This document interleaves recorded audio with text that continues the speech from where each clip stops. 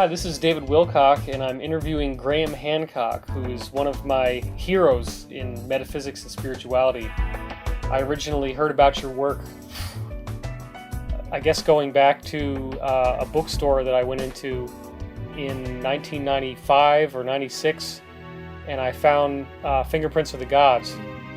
And what I saw in that book was an astonishing compilation of stuff about Atlantis and pyramids and ancient civilizations that I'd read in hundreds of books. And what you had done is to pick out the very best pieces of information that really give a credible scientific perspective on the idea that there was an antediluvian or pre-flood civilization out there. So the reason why I wanted to do this video is that I am aware that a lot of people, when I told them I was going to see you in London, didn't know who you were. And these are people who should know who you are because they're fans of my work. And your work is so similar to mine in that you have really synthesized a great deal of data. So I believe the first work that you wrote that had a lot of success was called Lords of Poverty. Yeah, I mean, well, first of all, thank you for the kind comments. Absolutely. On my work, which I appreciate.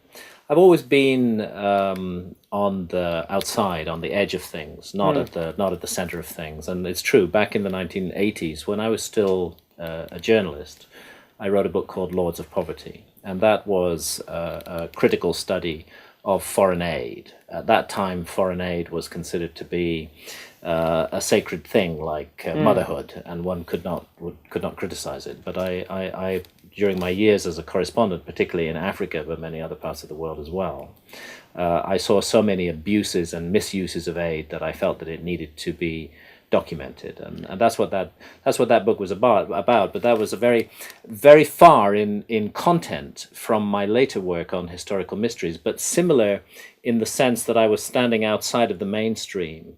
Okay. And looking in, hopefully from an independent point of view. Now, when you say journalist, I mean, that could be a local paper or that could be anything. So what was your journalism? My last journalistic job was as East Africa correspondent for the Economist. So oh wow, yeah. So quite a major international news, economics, and business magazine, and, right. And very serious reportage. And that's where I really cut my teeth on the whole business of gathering, assembling, and presenting information in a manner that can make sense to people.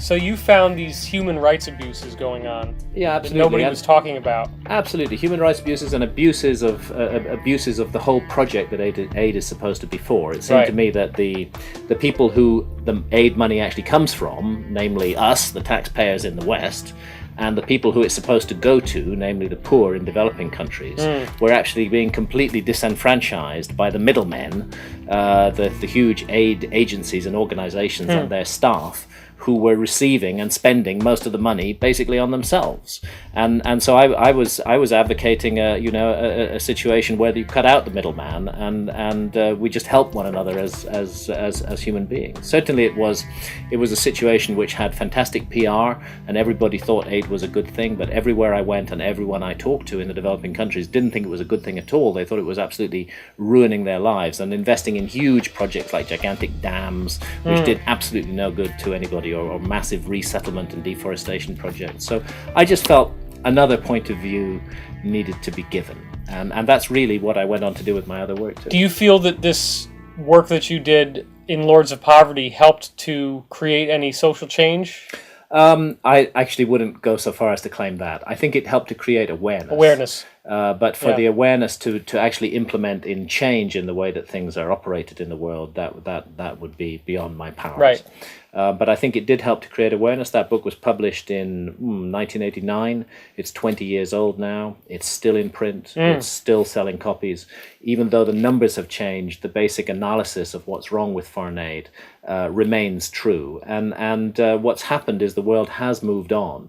And the realization is beginning to dawn that no country ever got rich through aid. The United States did not get rich because people gave the United States aid. Right. It got rich because of its own independent efforts, helped perhaps by its friends. And that's really, I think, the model that we need to go for in the future.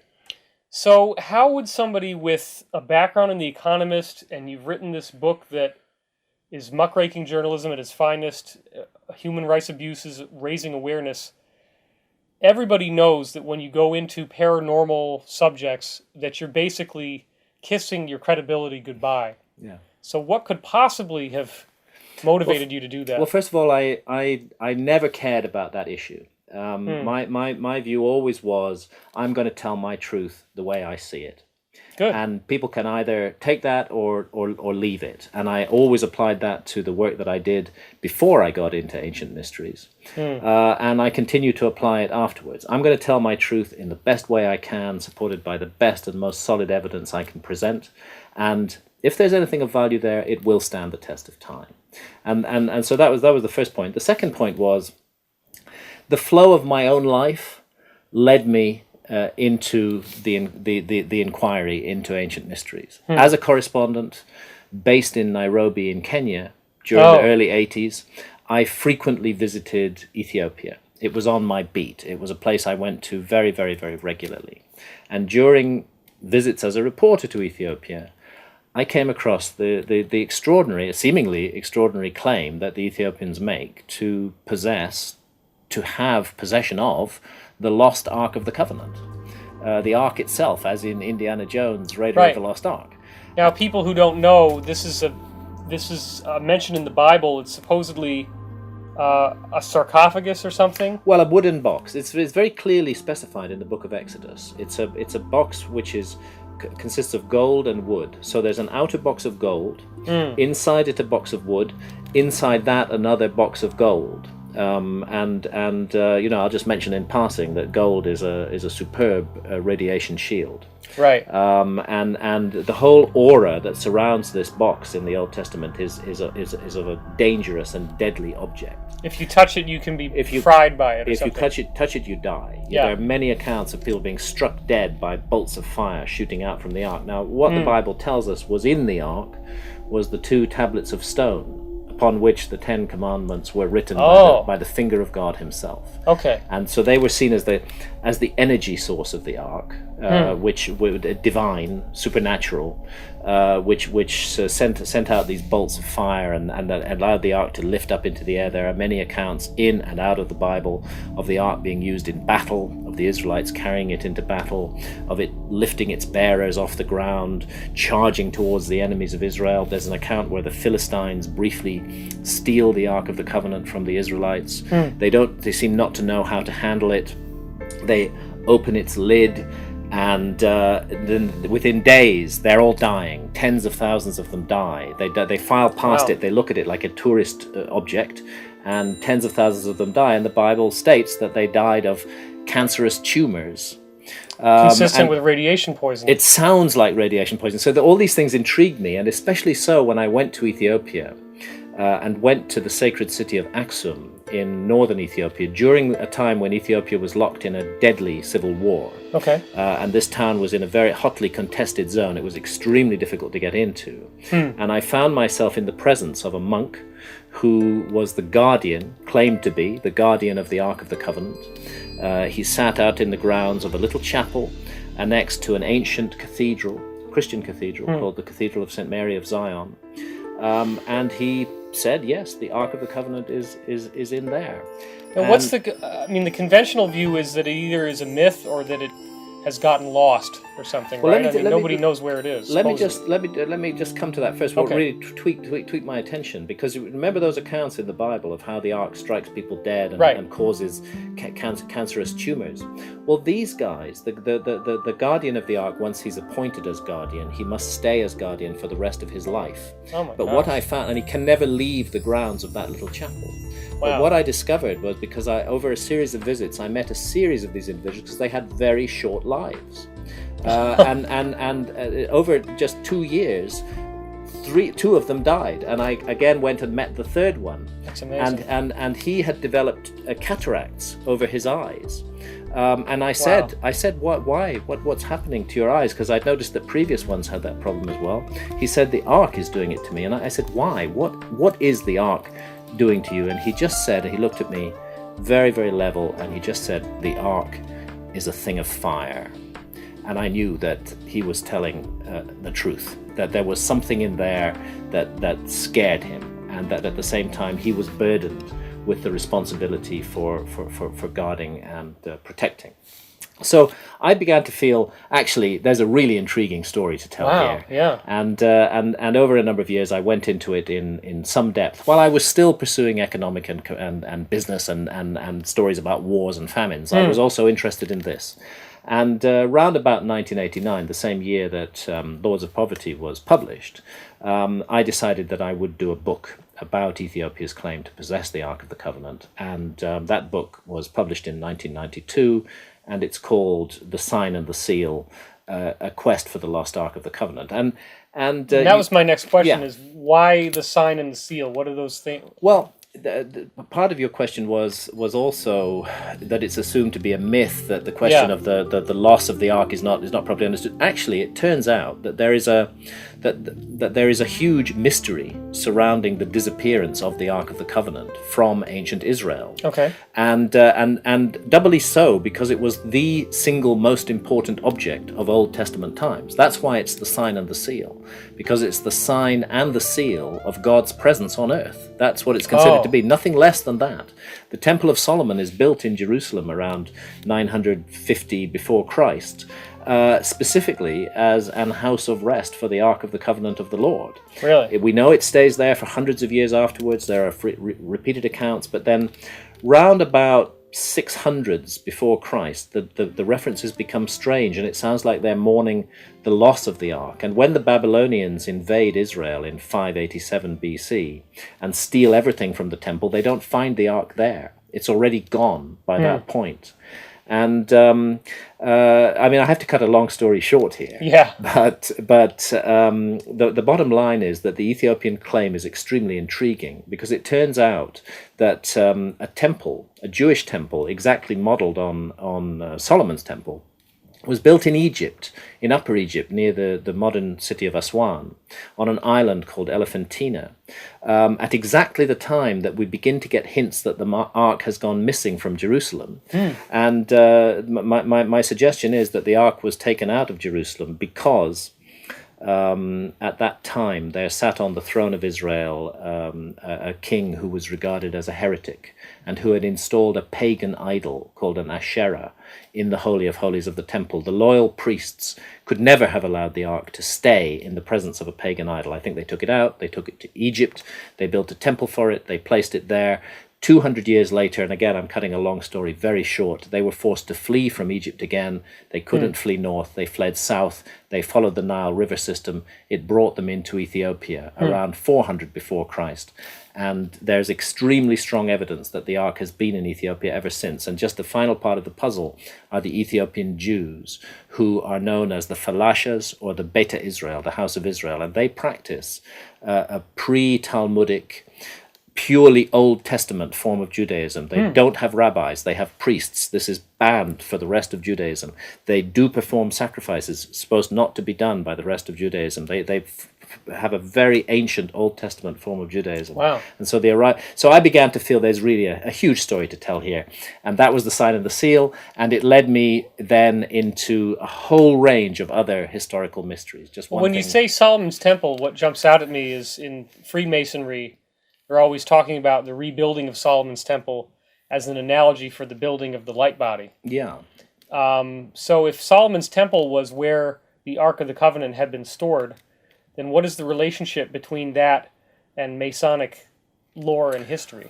Well, that's very interesting. I mean, the Freemasons trace their origins back to Hiram Abiff, to the original builder, the architect of Solomon's Temple. Right. There's an extremely interesting track and line to follow there, and that line, curiously, through the Masons, leads us to the Knights Templar. Right. And that was also a feature of my study in the Sign and the Seal, because I found evidence that when the Knights Templar rose to power, and we're talking the late 1100s after Christ, that their primary mission in Jerusalem was not to protect pilgrims on the road between the coast and the city of Jerusalem, but actually to search for the Ark of the Covenant. They took possession of the Temple Mount, where the Temple of Solomon had stood until it was destroyed by the Babylonians. and they carried out excavations there. And then, again, too much detail to go into here, but I believe they encountered an Ethiopian prince exiled in Jerusalem called Lalibela, and returned to Ethiopia with him. And I found Templar crosses all over some of the sacred places of Ethiopia, an extraordinary group of churches at Lalibela, hewn out of solid rock, that I believe the Templars were involved in constructing. So somehow that Masonic Templar theme that goes right back to Solomon's Temple follows the Ark into Ethiopia as well. Well, this can't just be, I mean, a skeptic could say, well, maybe they have this, maybe the stones are radioactive or something, but if you're describing this object, this gold and wooden object, levitating and lightning bolts shooting out of it, wouldn't it be that the radiation might be a side effect of some advanced technology that's inside? I honestly believe if I were asked to place a bet on this, my bet would be that the Ark of the Covenant is an out of place artifact. It is a piece of technology. It's a piece of high technology. Now, I trace that back through the lineage of ancient Egypt. The objects like the Ark of the Covenant are found in other Egyptian traditions. And Moses, let's not forget that Moses, who's the guy who climbs Mount Sinai and receives the tablets of stone from God, and who is given the blueprint of the ark, which he then passes down to builders to make for him. I see. That Moses is reared in the household of the Pharaoh. He is groomed as a future Pharaoh of Egypt. Now, he breaks away from that, but to be groomed as a Pharaoh is no light thing. It means that Moses would have been a master of Egyptian magic. He would have known Hakau, everything that the Egyptians knew about magic. And I believe that incorporated into the ancient Egyptian system, it was, first of all, a powerful belief in magic and the powers of magic. Not superstition, but as a practical thing, a practical skill, a power that can be used in the world. And secondly, that this often manifested in the form of boxes, which were carried on poles, and which contained a powerful object, which radiated power. There are many, many examples of this that I go into in the book. And so I think the Ark is one of a category of objects that we can trace back in ancient Egypt. Now, the people who could build the pyramids, who could move gigantic blocks of stone weighing hundreds of tons as though they weighed no more than a feather, those ancient Egyptians clearly could do a lot of things that we can't do today. Yeah. And I think they had, where they got it from, I don't go there. I don't speculate. But I do argue that they were the masters of a sacred technology, a kind of magic, and that this was manifested in the Ark of the Covenant.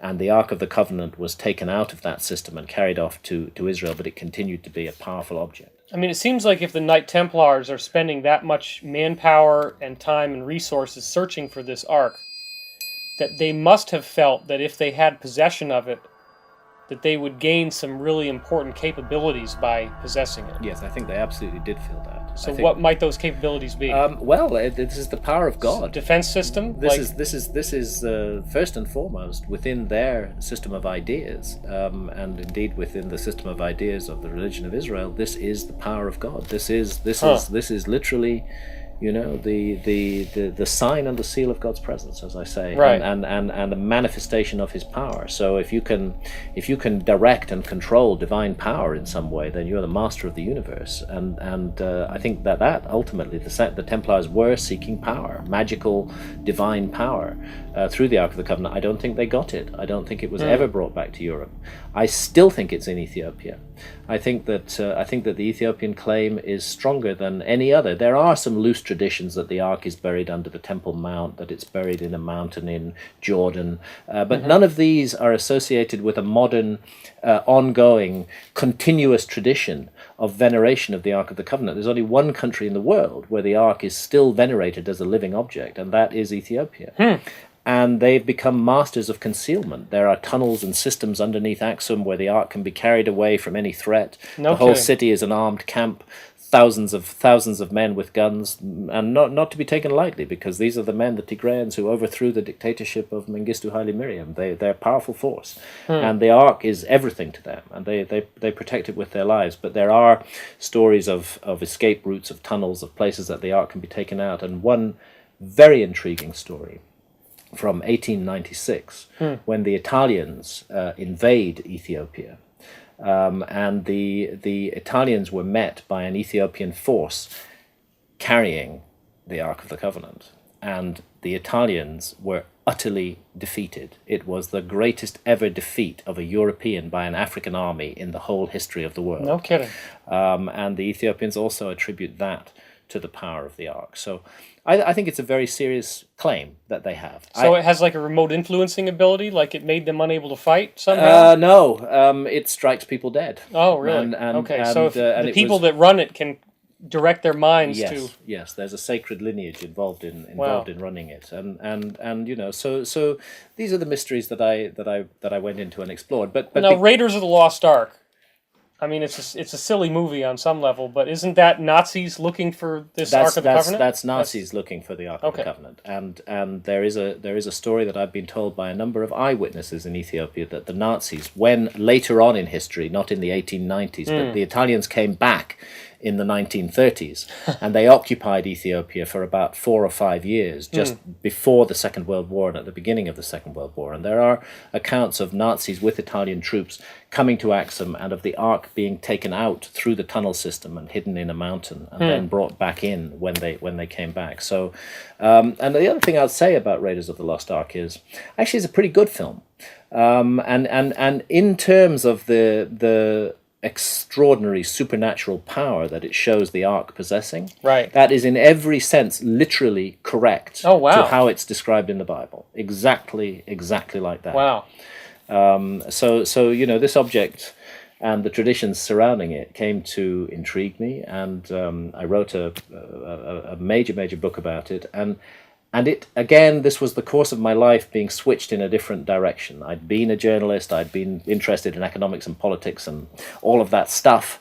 And a series of accidents led me to the Ark. The investigation of the Ark, in turn, brought other synchronicities and occurrences in my path that led me in further directions. For example, because Moses and his Egyptian background and the Egyptian background to the Ark is so important, I had to go to Egypt for the first time, and suddenly I found myself confronted by the pyramids and by the extraordinary mysteries of Egypt, and how Egypt just appears almost overnight, out of nowhere, in the Old Kingdom, just capable of doing almost anything. They running water, sanitation, and incredible architecture. Which you know, the architecture like that, it cannot be developed overnight. It requires a long tradition of skill, and yet that tradition is hidden from history. So, as my friend John Anthony West puts it, it looks like ancient Egyptian civilization was a legacy of something else, and that's when I began to consider the whole possibility of a lost civilization, and that's what led me to Fingerprints of the Gods. Well, there's a fantastic amount of research in that book. I mean, and I can see you have books all over the house here. So, how did you? What would you say is the thesis of Fingerprints of the Gods? The thesis of Fingerprints of the Gods is that which was published in 1995, is that there has been at least one major forgotten episode in human history. A lost civilization. Cultures call it by different names. Most commonly it's referred to as Atlantis, but I don't think it was confined to the Atlantic Ocean. Sure. I think this was a global civilization, a worldwide civilization, and I narrow it down to the end of the last ice age, about 12,000 years ago. I narrow down the destruction of this civilization to that time, about 12,000 years ago, but I believe it pre-existed that for many thousands of years, and that it was caught up in the dramatic and still not well understood earth changes that took place at the end of the last ice age, and that led to the meltdown of the vast ice sheets that covered northern Europe and North America. Right, now you prominently feature the Orontius Phineas and the Piri Reis maps, Correct. Which show the subglacial topography of Antarctica under the ice.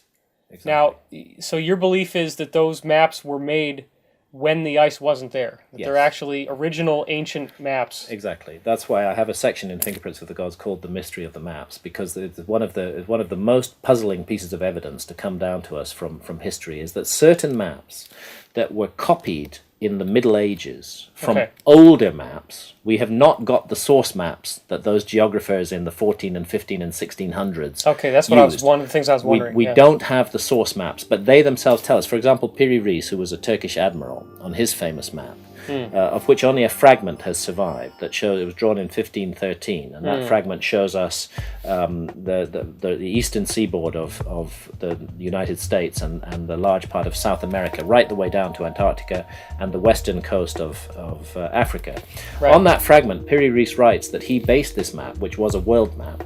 It's just we've lost the rest of it. He based this map on more than 100 source maps he had found in various libraries and archives in his travels around the world. And none of those source maps have survived. And we are free to speculate that those source maps may have been extremely ancient because what he copied down onto that map unknowingly was an image of the world as it last looked more than 12,000 years ago, when there was still a mass of ice on the land, and when the southern tip of South America actually joined on to Antarctica. That is what the Piri Reis map shows. Same with the Orontius Phineas map. Same with a number of maps by Mercator. They all tell us they were honest. They said we copied other maps to produce this map, and what they all show, astonishingly, is Antarctica. Antarctica wasn't discovered by our civilization until 1818, but it appears in glorious detail on these ancient maps. And if you follow the progression, you see that the features and character of Antarctica are changing as the maps move on. So it's almost as if they're documenting the meltdown of the last ice age. And some of them indeed do show us what's called the subglacial topography of Antarctica, how the landmass that lies under the ice. And this is really and that wasn't even known until 1959. Exactly, it wasn't known until we had very modern technology to run sonar surveys across the ice cap. So I think we have a huge anomaly in these ancient maps. How the heck does a skeptic attack you on that if they're trying to attack your work? Amazingly, what they say about Antarctica is that those geographers just felt that since there was land at the top of the earth, there should be land at the bottom of it as well. That even though they hadn't got there to check it out, that there should be a sort of balancing continent in the south, and so they just inserted it. And by chance, by coincidence, it turned out looking exactly like Antarctica during the last ice age. This is the astonishing thing that I face, and just will not accept it because it's so paradigm busting. It really does overturn the whole picture of history. And it's not just big dramatic things like Antarctica. There's on a map from 1424, again based on earlier maps. It's what's called a Ptolemaic map. There is a little island shown off the west coast of Ireland, and that little island is labeled Hy-Brasil, Hybrazil, on that map. And such was the belief in the existence of Hy-Brasil. I know of 2 expeditions that were sent out from Bristol, near where we're sitting now, to look for Hy-Brasil. They wanted to go trade with it, find it. So there were all sorts of legends about it. But they would have needed a time machine in order to find Hy-Brasil, because I, working with geologists who are specialists in the meltdown of the Ice Age, was able to establish that an island did stand in exactly that spot, with exactly the dimensions that are indicated on that map, but it was flooded by rising sea level at the end of the Ice Age more than 12,000 years ago. So that map is freezing a little detail from the world of 12,000 years ago. Has to have been somebody there to do that. Mapping the world, and especially with accurate latitudes and longitudes, which are found in these maps, is a pretty high-tech operation. Our culture couldn't do it until the late 18th century. That's when we really began. So you're looking at evidence of a level of technology that is at least equivalent to the beginning of the Industrial Revolution in our society, if not far beyond that. And this is a huge mystery. Now, these ancient cultures also seem to have mythological statements that had a lot of numbers in them. Yes. And the numbers were very curious to you. I think the numbers are extremely important. There's a body of myths from all around the world that include what turn out to be, expressed in the language of myth and the symbolism of myth. What they capture is extremely precise observations of a phenomenon called the precession of the equinoxes. Right. Which is, everybody's heard about the dawning of the age of Aquarius.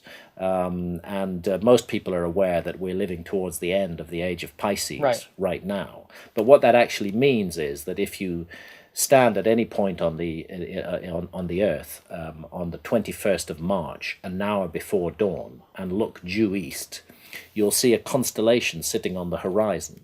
in the place where the sun will shortly rise. And that constellation for the last 2,000 or so years has been Pisces. But because of a wobble on the axis of the Earth, which unfolds very, very slowly and it's very hard to observe, we're gradually tracking backwards. The sun as a pointer against the zodiac is gradually tracking backwards through the zodiac. 1 degree every 72 years. 1 degree every 72 years. That's the key figure. And it's moving through Pisces and into Aquarius. And the time will come very soon when, as you stand at dawn looking due east on the 21st of March, the spring equinox, you'll see Aquarius on the horizon, not Pisces. Now, to observe this process is not easy. And it requires an accurate interest in astronomy, accurate astronomical observations, accurate solar observations, and for some reason, the numbers that relate to precession, as you rightly say, it unfolds at the rate of 1 degree every 72 years.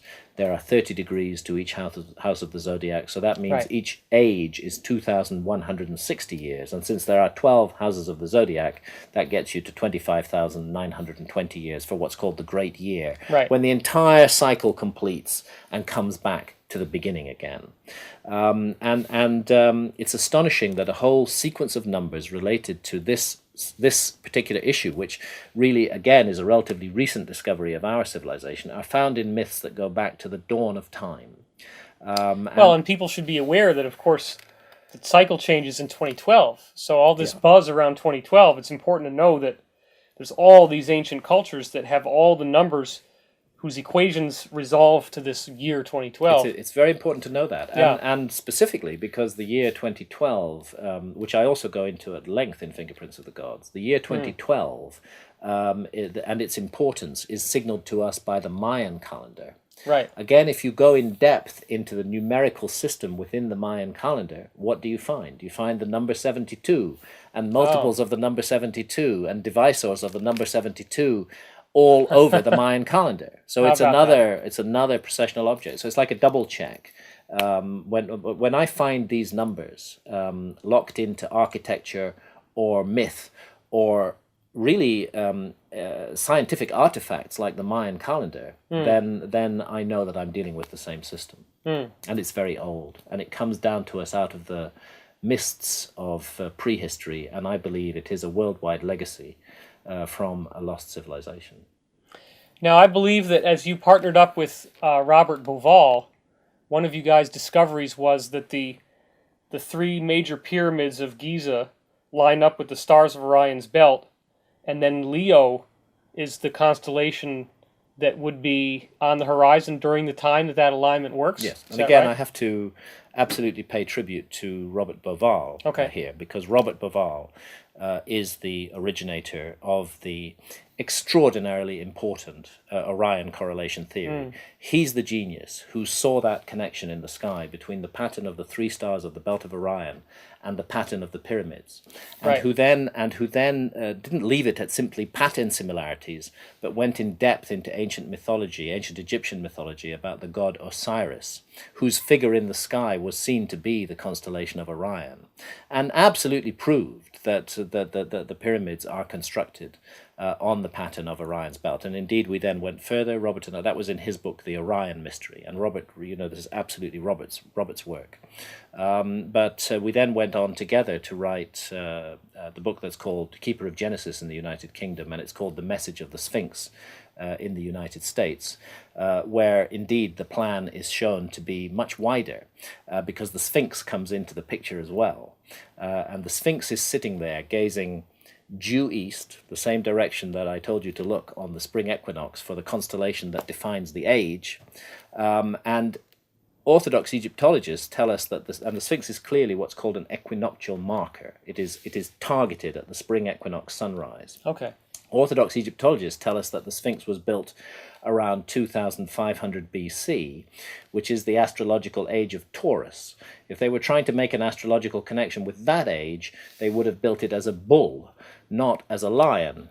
You have to go back to 10,500 BC, 12,500 years ago, to find the time when it's the constellation of Leo that houses the sun on the spring equinox. And what we believe is that the Sphinx is a ground figure of the constellation of Leo, and taken in conjunction with the precise positioning of the pyramids in relation to the constellation of Orion, it looks like a star map from around 10,500 BC was brought down from heaven to earth and built on the ground at Giza to freeze, to immemorialize forever in gigantic architecture a date.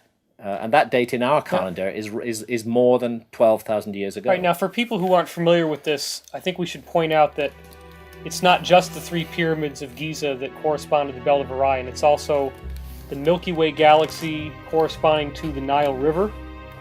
Yes. And there are other pyramids which correspond to the other constellations in Orion. Indeed. And so you cannot have this alignment except 11,000 years ago. Yeah, that's where everything lines up straight. A bit more than 12,000 years ago. Really between 12,500 and 13,500 years ago. That's roughly where it sits. Now it's very important, and again, I need to emphasize that the primary work here is the work of Robert Bauval. Sure. Not Graham Hancock. Sure.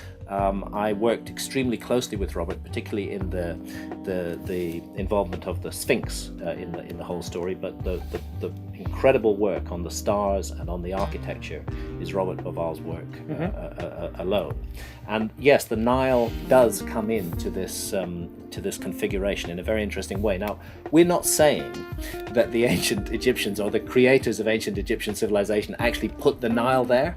Right. We're saying that they chose that site because the Nile was there, and it was there in a position that precisely mirrors the position of the Milky Way in the sky, and that Orion's belt lies to the side of the Milky Way, that the pyramids were built in precisely the position that Orion occupies in relation to the Nile and in relation to the Milky Way, and that the constellation of Leo on the other side is reflected by the Sphinx. So the site was chosen first of all because it had it already had in place certain geographical features that would help to complete this map. Right.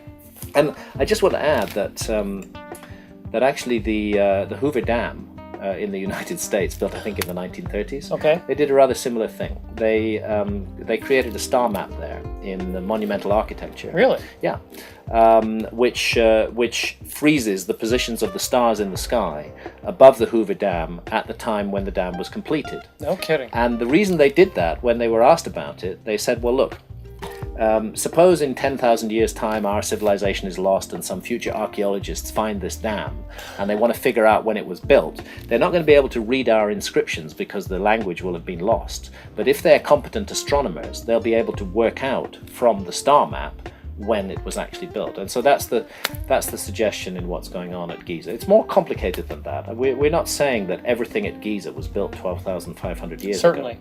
We're saying that the initial conception dates to that time, and that certain elements of the Giza plan were definitely created at that time. Definitely the Sphinx. Here you have not only the astronomy, but also the geological characteristics of the Sphinx. And again, I need to pay tribute to the work of others, and that's John Anthony West and Professor Robert Schock, who's a geologist at Boston University. They're the ones who've done the work on the weathering patterns on the Sphinx.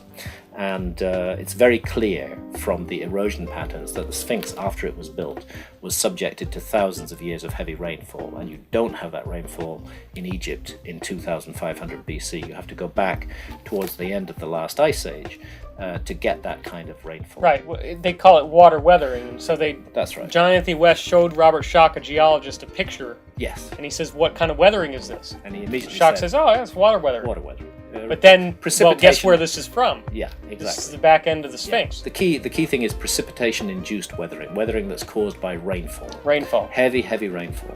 And that's exactly what the Sphinx has. And paleoclimatology, well-advanced science, makes it quite clear that there were no such rains in Giza in the time of the pharaohs. So this looks like a genuinely prehistoric, massive piece of sculpture.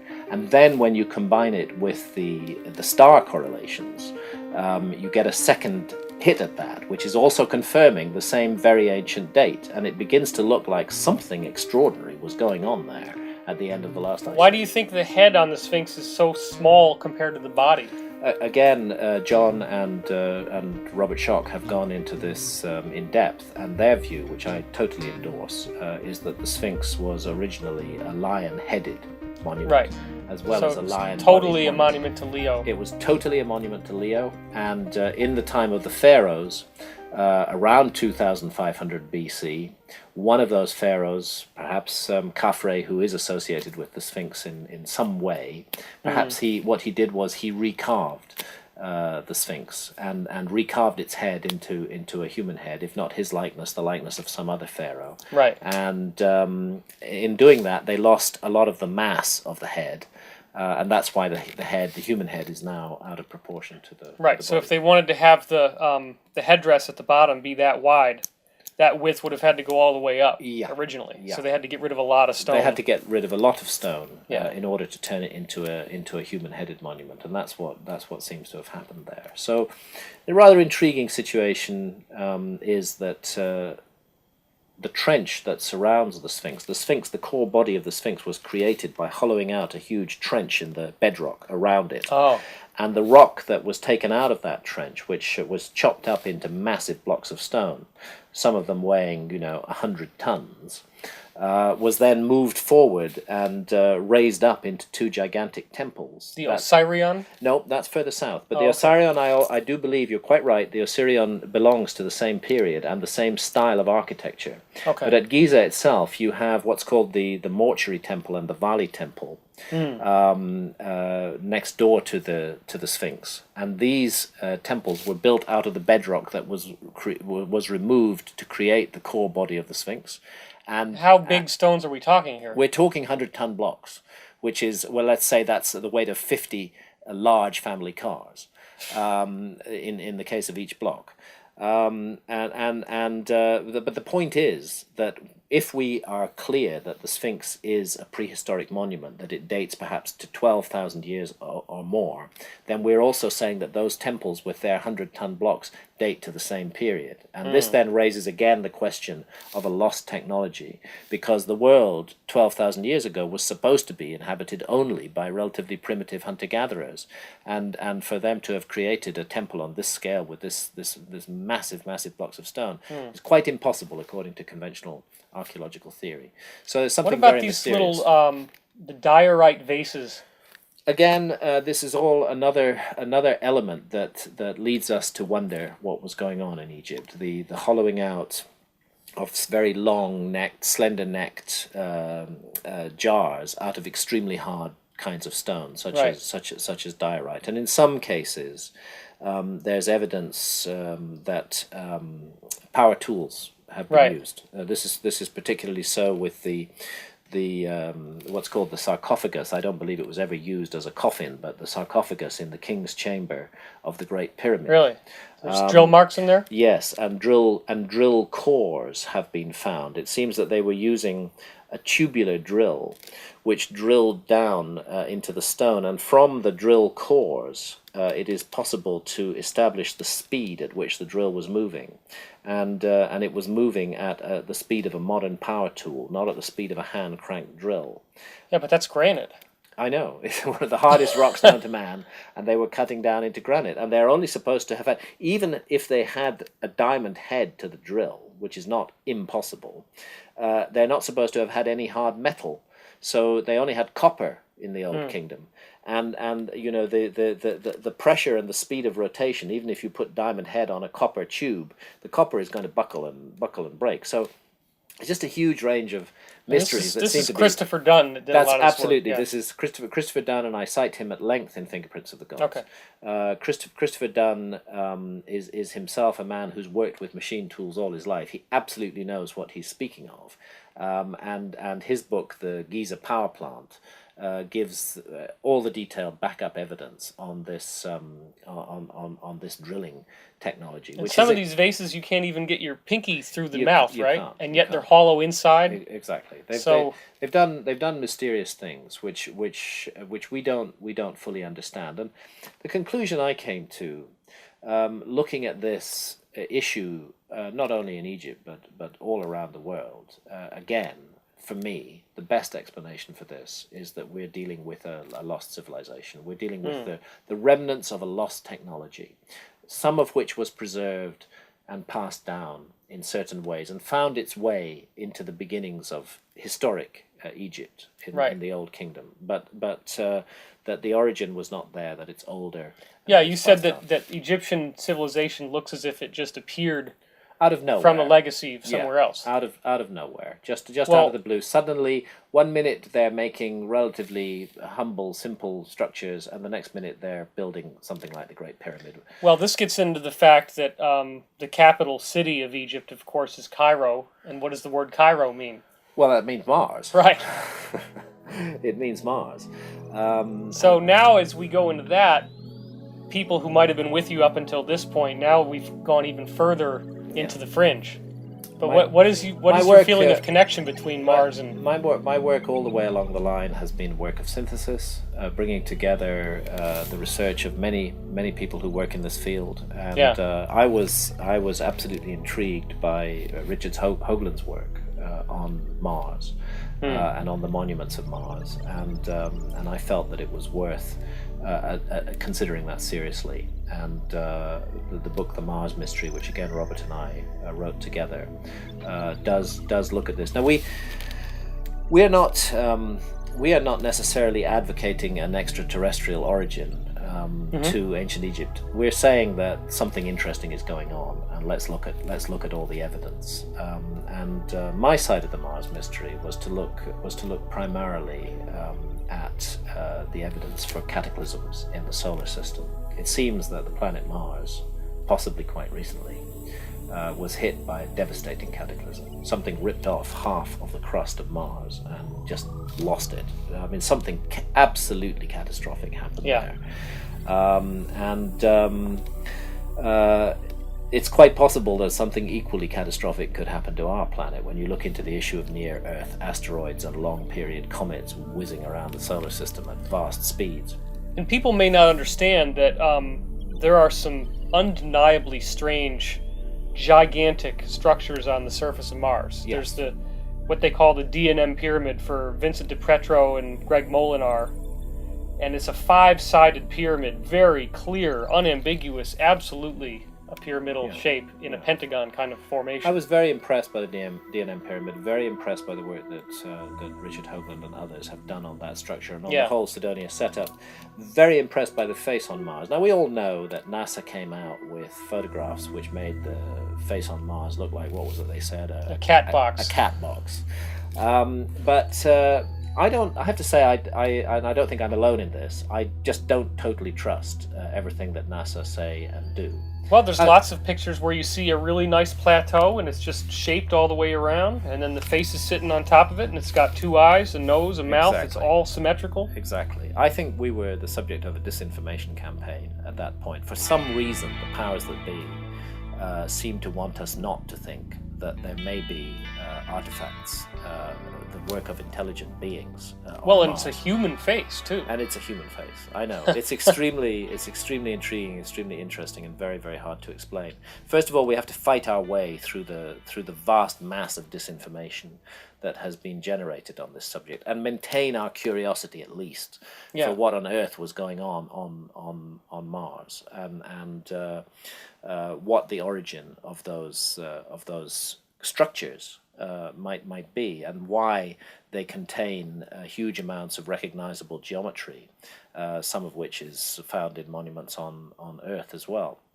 I don't claim to have an answer to this. The book's called The Mars Mystery because it is a mystery, but what Robert and I wanted to do in that book was to synthesize all the available data on the subject and present it to the public so they can make up their own mind. You found some hard empirical connections between the geometry on the Giza Plateau and the geometry on the Cydonia Plateau on Mars.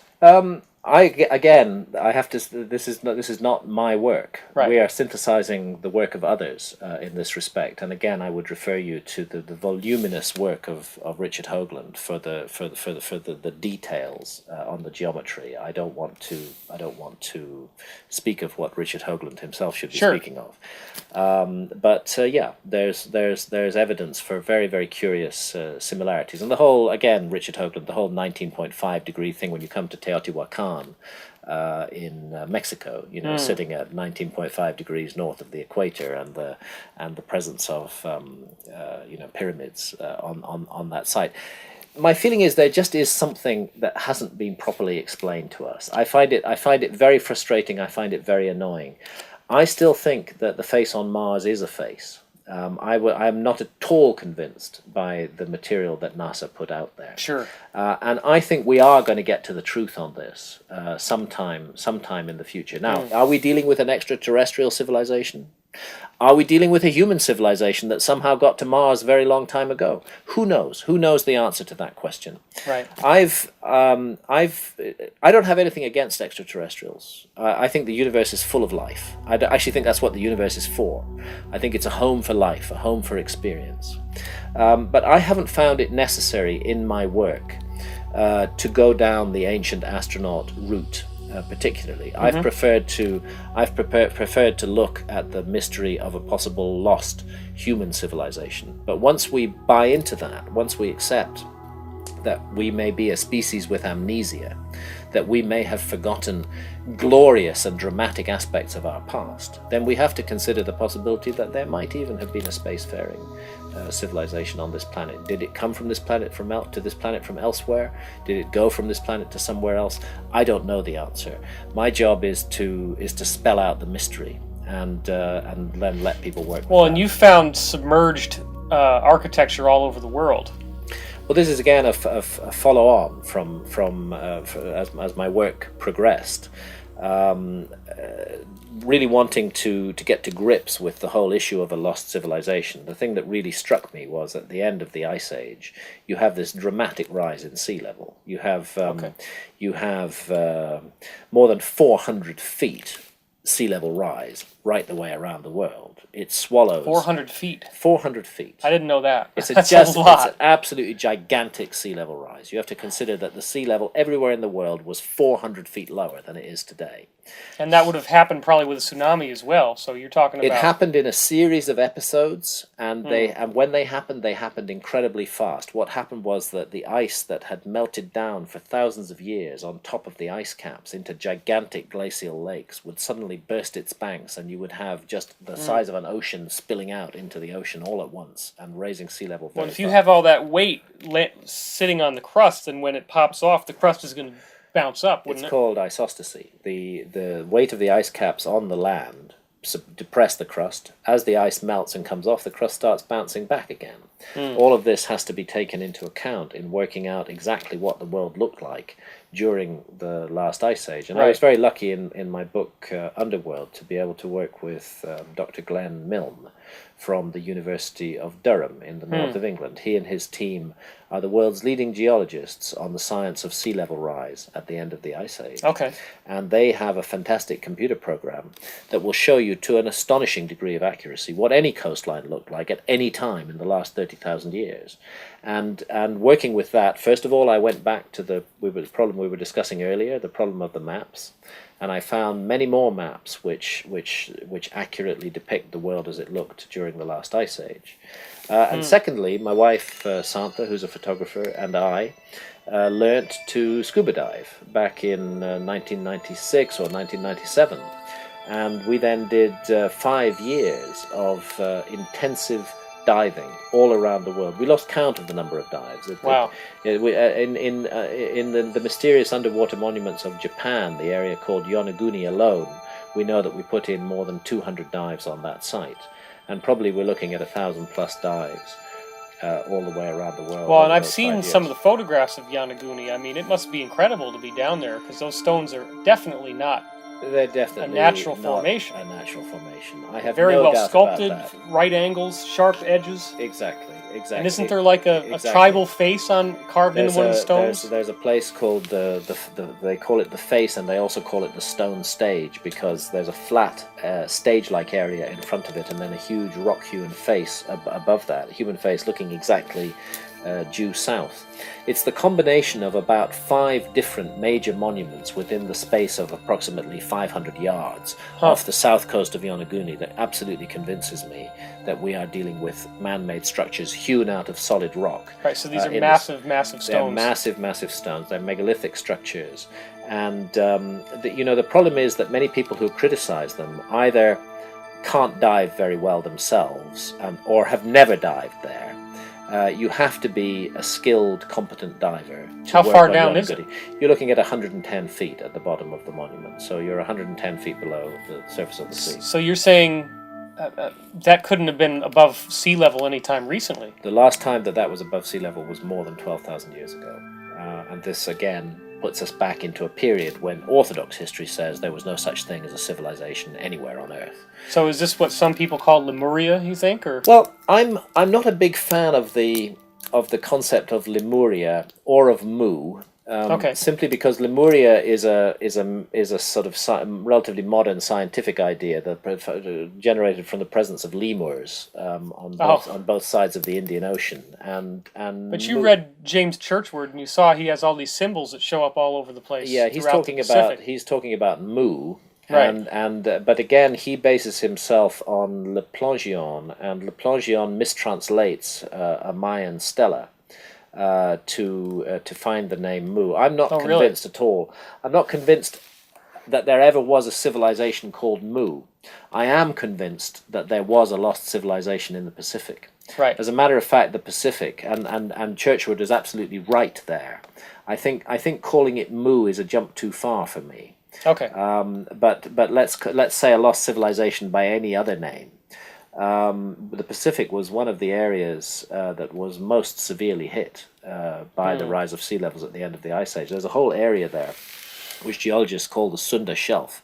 It's almost a continent-sized area off Southeast Asia and stretching out to the Philippines, which was all above sea level until about 13,000 years ago, and went under in a gigantic cataclysm.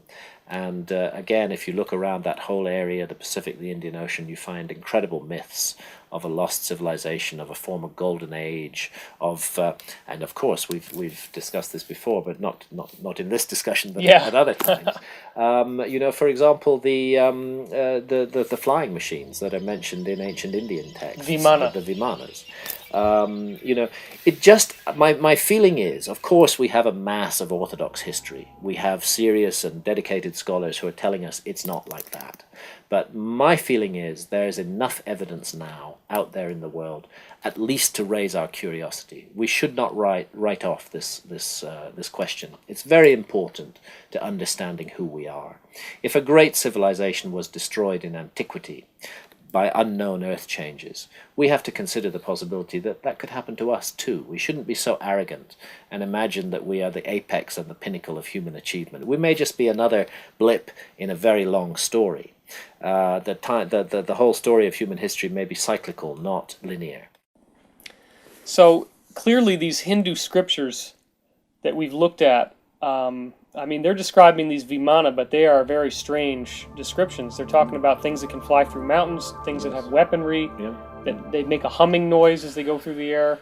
There are even accounts of what look like nuclear weapons. That's the best way we can construe them from what is the elephants screaming and burning. The Brahmastra weapon, the fire of the sun. I mean, really, they're extraordinary accounts, and it's hard to believe that those writers of ancient scripture just made it all up.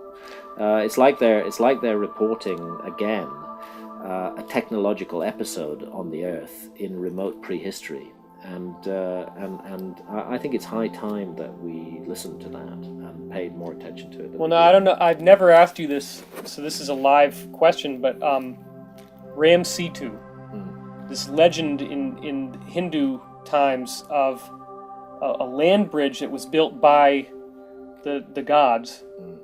of these stones that seem to have strange properties because they float in the water. Did you ever look into that one? Well, if you're speaking of the land bridge between Sri Lanka Sri Lanka. And southern India, not only have I looked into that, but I've dived in that area. Oh, wow. Okay. And there are indeed massive structures underwater going down. We have again dived there to depths below 100 feet below sea level. And we found, for example, off Pumpahar, which is exactly in that area between India and Sri Lanka, a gigantic U-shaped structure, definitely man-made, and definitely been underwater for more than 12,000 years. You think it was like to keep the sea out from something? Well, the interesting thing is that the notion that is contained in the ancient texts of Sri Lanka being connected to mainland India is actually true. The geology makes it absolutely clear that Sri Lanka was connected to mainland India until the meltdown of the Ice Age and until sea levels rose. So again, the very fact that that idea is spoken of in ancient scriptures means they are passing down to us a piece of knowledge that they absolutely should not have had if Orthodox history is correct. And again, that is very convincing. And there are intriguing remnants all over southern India. And stretching down into the ocean beyond southern India. You know, in southern India they had a tradition called the Sangam tradition, where they speak of something that's almost exactly like Atlantis. Really? An advanced civilization with extraordinary building capabilities that existed in a place where the ocean now is, south of India, where they had great academies and universities and centers of learning, which was destroyed in cataclysmic floods. And the weird thing is, they put exactly the same date on it that Plato puts on Atlantis in his account, because Plato is the earliest surviving source for the story of Atlantis. And that date is, again, around 12,000 years ago. Wow. All right, so why are we... I mean, people are just going to laugh at you and say, if there were submerged man-made structures around India, then why haven't I heard anything about it? Well, he can go dive down there and see whatever he wants. It's a very odd thing because again, mainstream archaeology seems reluctant to get to grips with this whole issue, and I'm not quite sure why. There's been very little follow-up on the diving investigations that we did. As a matter of fact, in 2002, with a team that we brought out from India and working that we brought out from England, but working also with Indian archaeologists in India, we went diving off the city that's called Mahabalipuram in South India. And we went there because fishermen had told Santa and I that they were catching their nets on structures underwater. Oh my gosh! And that when they free dive. They don't have scuba equipment. When they dive down to free their nets, they found buildings down there. And we were the first people to follow that extraordinary story that the fishermen were telling. Wow! Took an expedition out there, went diving exactly where the fishermen told us, and lo and behold, found a gigantic built complex underwater, and starting quite close to shore and extending out as much as 5 kilometers from the shore and going down to depths again of more than 100 feet. Now, the strange thing was that after we'd made that discovery and after the initial press conference, which was jointly shared with the Indian archaeologists, Indian archaeology suddenly fell completely silent on the matter. And there was no further investigation of it until, tragically, the great Boxing Day tsunami, which emptied out the bay in front of Mahabalipuram for about half an hour, and then everybody saw that there were structures underwater. Oh my gosh! And are there any pictures of this? Yes, there are. And really? after that, because it had entered the public domain in a very, very visible way. Most recently, there has been some minimal underwater archaeology done on that site that we found several years earlier. No kidding. But again, mysteriously to me, the mainstream archaeologists so far are confining themselves to what's called the intertidal zone, down to depths of just about maximum of 10 feet. And where you hit the really interesting stuff is down to depths of 100 feet and several kilometers from the shore. So I don't know. I don't know why this should be, why it should be this way. I've come across this problem also in Egypt, where mainstream archaeology again doesn't seem to want to get to grips with very intriguing mysteries that need to be investigated. Is it simply a matter of archaeology's commitment to a paradigm of history being so strong that they just can't bear to separate from it? Is it that they really believe all this stuff is nonsense? Perhaps they do. Or is it something more sinister than that, designed to deny us the truth of our true history? I'm not sure. I've actually given up trying to figure it out. I've done my best to put out the knowledge that I have, to share what I've seen and what I've experienced and present it there. And I do think if major resources, Santha and I were just two individuals totally funding ourselves, if you had the funding of a major oceanographic institute to search the coastal shelves all around the world for underwater ruins, I think we would reveal the absolutely unmistakable traces of a lost civilization. Did you ever visit Lebanon? Never visited Lebanon. I've not been to Baalbek. Okay. I would love to go to Baalbek, and I will do so one day. 1,000-ton blocks of stone? Yeah. What on earth are they doing there? 1,000 tons. I mean, they're so huge that even the pyramid stones and all the other stuff we're talking about pale by comparison. They pale by comparison. They're utterly astounding. And again, they're trying to tell us that these were put there by the Romans. I'm sorry. That's the skeptic's explanation? Yeah, that's the skeptic explanation. A Roman temple was built on top of it. That's true. But the substructure is absolutely megalithic prehistoric architecture of the kind that you do find in Egypt, in the Valley Temple next door to the Sphinx, and indeed, as you mentioned earlier, in the Osirion in Abydos. Right. I saw a scale picture of a man standing on it, and it's like the guy's like this tall, and the stone is... Yeah. I mean, they're absolutely enormous. Yeah, they're enormous. So I think we have to say there are extraordinary mysteries in the past. And these mysteries are important because they have something to tell us about ourselves. I mean, a man or a woman with amnesia who've forgotten their own life story are gravely disadvantaged by that. What if that's the case for the whole human species? That we've forgotten our own life story, that we don't remember the truth about ourselves because there's been too much cataclysm, too many years have passed, it's all got mixed up and confused in myth and memory, so that we don't really have a clue. How can we proceed forward if we don't know where we came from? It's almost like we have a genetic, like most people have a genetic trigger where if you start bringing out information that suggests that these cataclysms happen, they automatically attack you. There's like this, there's like a genetic, no, you can't, we're not supposed to know this, we can't know this. It's an extraordinary thing, and it's actually why, because I did become a little bit defensive in my work as my work moved on from the sort of grand explosion of Fingerprints of the Gods, when I just sort of threw it all out there, to later more considered books such as Underworld, where I had to consider, as I was writing the book, I had to consider that there was going to be an army of hostile archaeologists out there who would want to find any chink in the armor of my case to bring the whole case down. If I can just find one fault, then we can, then this is a classic disinformation technique. We find one little fault, then we can elaborate that out to suggest that the whole work is contaminated. And so I became very, very cautious about how I presented information. And whenever I made an extraordinary claim, I did try to back it up at great length with extraordinary information. And it's why in Underworld I do not actually investigate. I did in Fingerprints of the Gods, but in Underworld I don't really go into the question of what caused the cataclysm. I can find myself purely to the facts, which nobody can dispute, that the end of the last ice age was a mysterious and cataclysmic episode, when extraordinary earth changes did take place, when sea level rose by 400 feet, when more than 10 million square miles of the best land on earth was flooded by those rising seas. That's roughly the equivalent of Europe and China added together in terms of size. That's what's missing from our story. Right, and most people like to settle by the ocean so they can have a good view. It was the best land on earth during the last ice age. Little example, the Persian Gulf. Persian Gulf was all dry land at the end of the last ice age. A huge river system ran through it, the combined streams of the Tigris and the Euphrates. There were gigantic fertile lakes in the bottom of that valley. It was a pleasant valley then. And it was flooded.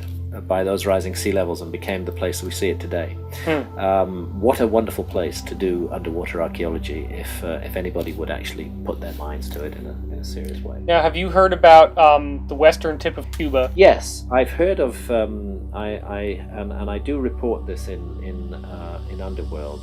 There have been some developments since. This is the discovery of what look like man-made structures at a depth of more than 2,000 feet beneath the sea. 2,200 feet. Now, when you're talking about a site that is 2,200 feet beneath the sea, you're not only talking about rising sea levels at the end of Ice Age, you're talking about something even more dramatic than that. Yeah. Could it be some kind of landslip that carried this material down to a greater depth? Possibly. Who knows? Some people, but it may be disinformation, have suggested that what's been found there is a remnant of the Cuban Missile Crisis, stuff that was dumped off Russian ships. No, that's the kind of story you hear all the time. Nevertheless, it's been thrown out there. Again, it puzzles me that although the site has been identified, although video images have been captured on the site, up to this day, as far as I'm aware, the serious investigation of that site has never been pursued. And I don't know why that should be. Yeah, you have Paul Weinsweig and Paulina Zalitsky with a company called ADC, or Advanced Digital Communications, who got a contract with the Cuban government to do side-scan sonar readings of the ocean seafloor around Cuba, looking for sunken Spanish galleons with lots of gold on them. Yeah. And they'd say, hey, Castro, we'll give you as much gold as you want. Just let us do this. If we find something, you're in on the deal, totally. So then what they find when they do these sonar readings is stuff that very much looks like buildings. Yeah. Paulina Zalitsky was able to send submersibles down there. Yeah. There is video of it. I've spoken to Linda Moulton Howe. She used to have it on her website. Right.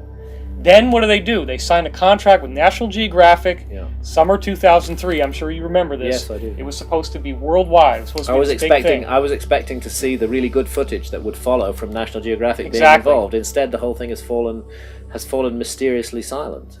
We've never I talked don't know about why this. it's fallen silent. We've never talked about this, but I was on the Art Bell Coast to Coast show talking about some of these things, and this female soldier who had worked at Guantanamo emailed me and said that back in the early 80s, she was stationed at Guantanamo, and one of the SEALs got drunk at a hot dog barbecue and says, we found Atlantis down there, and said that during the Cuban Missile Crisis that our American nuclear subs were going around Cuba trying to make sure nothing was going on, and they see pyramids, sphinxes, buildings, roads. Paulina has seen inscriptions down there that look similar to Greek and hieroglyphics and stuff. Interesting. This guy told her that there was a massive effort to remove any artifacts that could be reverse engineered into technology that the enemy could get their hands on. Interesting. And that they had working machines down there, including lights that just stayed on and never went off. You see, once again, we're dealing with this strange thing that whenever we seem to be on the edge of really revealing the truth about our past, it's snatched away.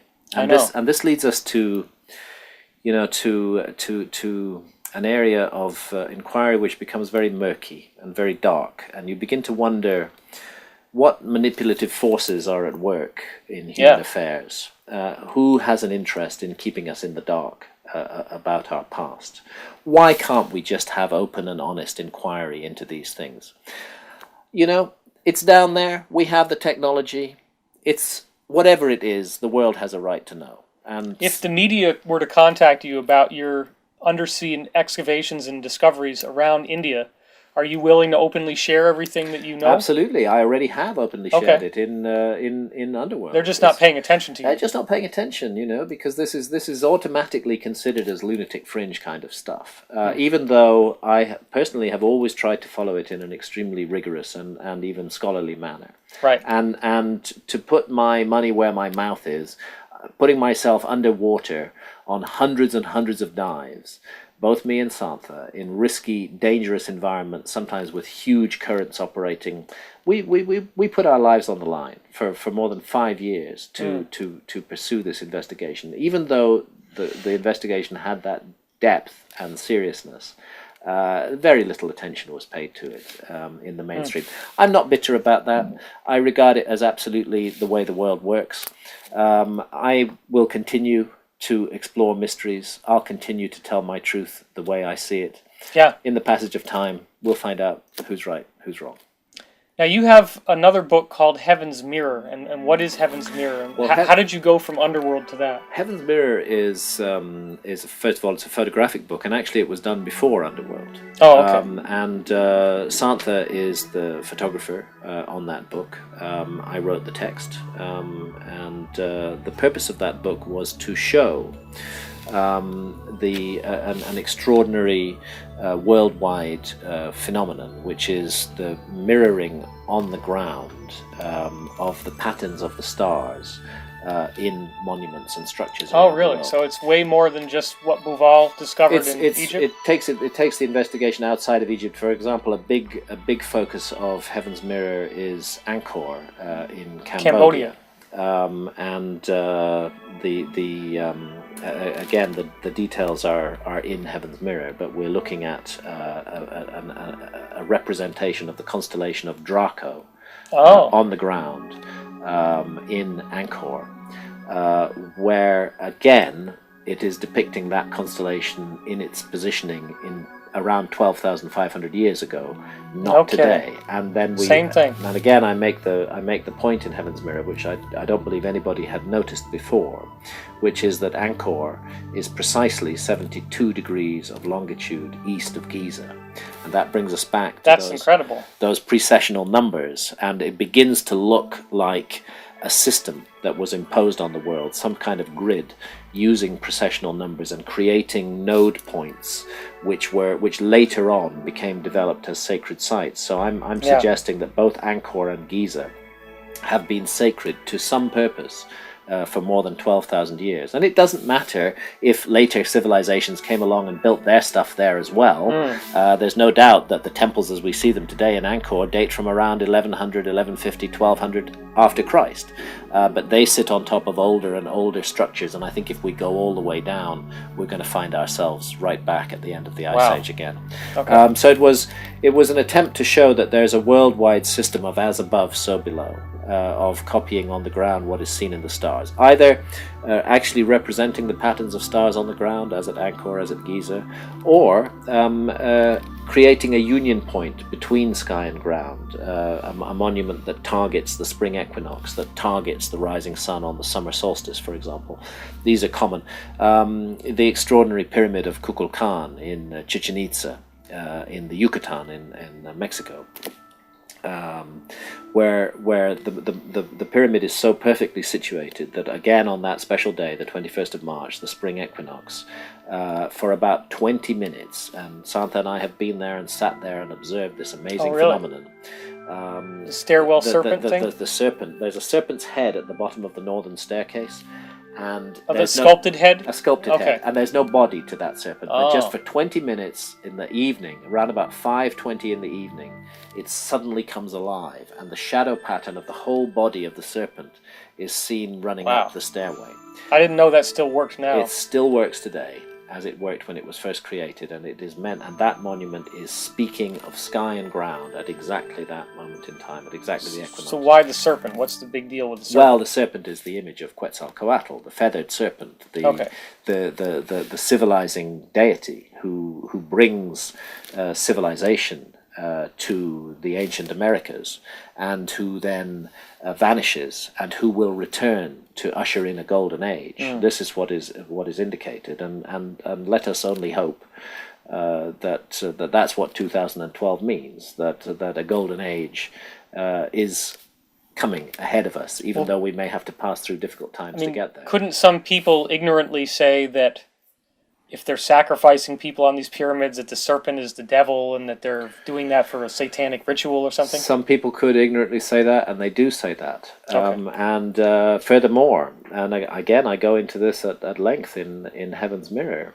particularly less so with the Maya, but the Maya also performed human sacrifice, more so with the Aztecs, who performed human sacrifice on an absolutely industrial scale. Right.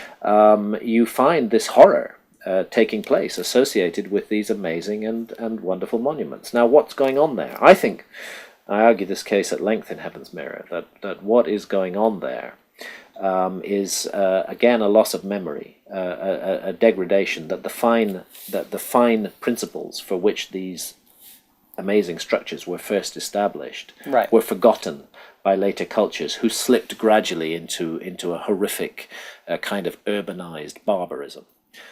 So they weren't sacrificing in the beginning. I believe that this was a later collapse. You could almost call it a fall. This was a fall that we see evidence for there, and where really rather sophisticated ideas expressed symbolically about the need not to concentrate on the material body and on the material world, but to concentrate on the spiritual self, were interpreted literally by later cultures and were used as an excuse for this horrific, sadistic human sacrifice. But I think that we need to look beyond that to the ideas that are expressed in the structures themselves, and indeed the prophecies and the understanding of the universe that they convey. But some people are still going to be really freaked out about why a serpent. So what do you feel like the symbolism of the serpent is? Why would somebody want to build a serpent on a pyramid?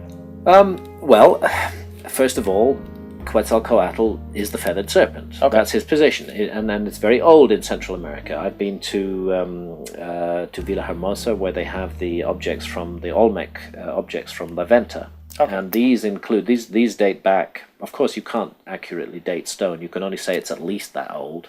And there's a stone structure there which is at least dates from 1,500 before Christ. In other words, it's already at least 3,500 years old.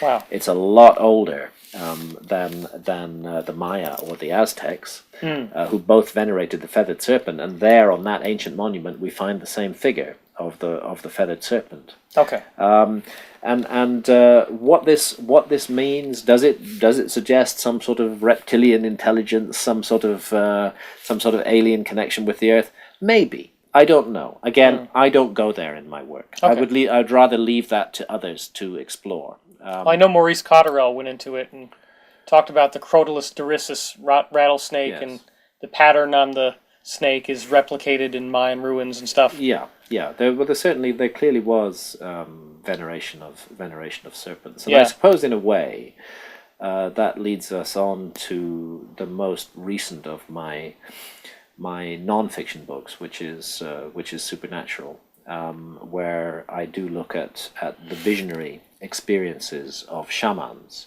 and it is quite intriguing how shamans all over the world, in altered states of consciousness, have visions of serpent-like beings, and these serpent-like beings are intelligent, and they are not evil, and they appear to want to teach wisdom to the world. And you find them. I was recently in Utah, looking at petroglyphs and rock art in Utah, dating back in some cases 4,000 or 5,000 years. American Indian rock art. Very interesting serpent images there, where the serpent has the head of some other kind of animal. Exactly the same serpent imagery is found in South Africa, thousands of miles away, from a totally unconnected culture. Well, the common factor is shamanism and altered states of consciousness, and I think that's pretty wild. Yeah, I think that we don't have time to go into this in depth tonight, but I think that this question of accessing the realm of vision and of the work of shamans cannot be dismissed lightly. I think that it's also part of the ancient legacy that's come down to us. So in your book Supernatural, you're starting to drill into, is there a connection between these ancient monuments and something that has maybe not originated on this planet but has been coming here? Yeah. I certainly am, and I had, again, because my pattern of research is to immerse myself in the subject personally, rather than simply to sit in an armchair and work from books and references. I went down to the Amazon and I drank ayahuasca many times, which is this visionary brew, with Amazonian shamans. That's the right way to do it. It's the right way to do it, and so I have had a personal experience in What the happened to visionary you? state. I mean, did you? It's like entering a seamlessly convincing parallel universe, Oh my gosh. which is inhabited by intelligent beings that often take a part animal, part human form. Interesting. And again, critics could easily dismiss this as just, my brain on drugs. But you have to realize that precisely the same imagery is found in rock and cave art all over the world, going back to the very beginnings of the artistic endeavor in the human story, which is more than 35,000 years ago. Okay. And the suggestion that I come to, and I only make this as a suggestion, is that what's happening with these curious molecules that are found in visionary plants is that they alter the receiver wavelength of the brain.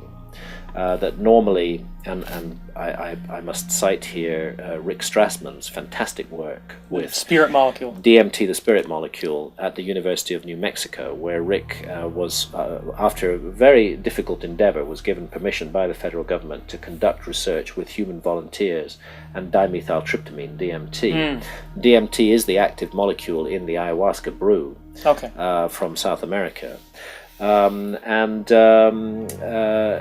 His volunteers all began to report back visits to what appeared to be the same parallel realms, and meeting these serpent beings, and being given love and teachings by these beings. Now I know that there are factions who would say, that's the devil at work, but anybody who has encountered the ayahuasca spirit, as the Amazonians have, and as I have in drinking ayahuasca, will tell you with absolute confidence that we're dealing with a being of pure love, whose business is the planet, and who finds time to work with individual human beings to help us to improve ourselves, improve our behavior, improve our relationships to others. Ayahuasca is a tough journey, which confronts you with the truth about yourself and gives you the opportunity to make changes. Well, anybody who's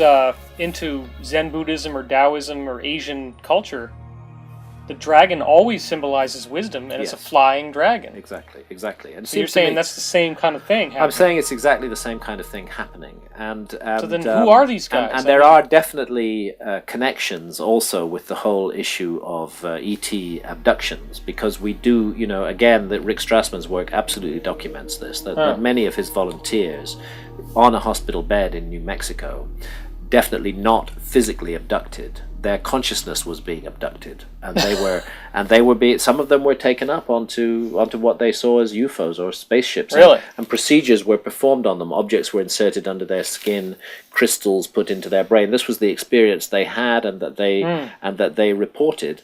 And that experience were they terrified or? Yes, sometimes terrified. And sometimes these looked like your typical ETs, the Greys? Yeah, there were those appeared as well as the serpent beings, and so somebody ought to think twice if they're going to drink ayahuasca. Well, it raises the question of what phenomenon we're actually dealing with here, right? And it is a phenomenon undoubtedly that has physical aspects, but also psychic aspects, and I think that my own view. Is that we are dealing with some kind of interdimensional contact. The reason I brought up Rick Strassman's work is that the analogy he makes is that our brains are most of the time tuned into what he calls channel normal, everyday world. We're physical beings, whatever else we are, and we need to live on this planet. We don't want to walk under a bus or fall out of a window. We want to understand and deal with the laws of physics as they operate on this planet. And in order to do that, our attention is pretty finely tuned into the frequency of this planet, of physical life on this planet. However, what the visionary plants do, and what certain other altered states of consciousness that can be induced by rhythmic dancing, by certain kinds of music, even by meditation do, is allow us to retune the receiver wavelength of the brain, disconnect from this physical reality, and suddenly the much wider reality, which surrounds us all the time, but which is not normally accessible to our senses, is admitted in. Right. And therefore the suggestion is that these visions that shamans and modern volunteers in the University of New Mexico research share, they share the same imagery because they're literally going to the same place, and that we therefore may be dealing with parallel universes, with other dimensions. So in Supernatural, you are providing hardcore proof that this is a real domain, that this is an actual location in some energetic sense. Yes, that's absolutely that multiple people are going to in cultures all over the world, and they're painting the stuff on the... When they return from the visionary journey and return to the normal state of consciousness, they recollect what they saw and they paint it and they draw it, and it's stunning.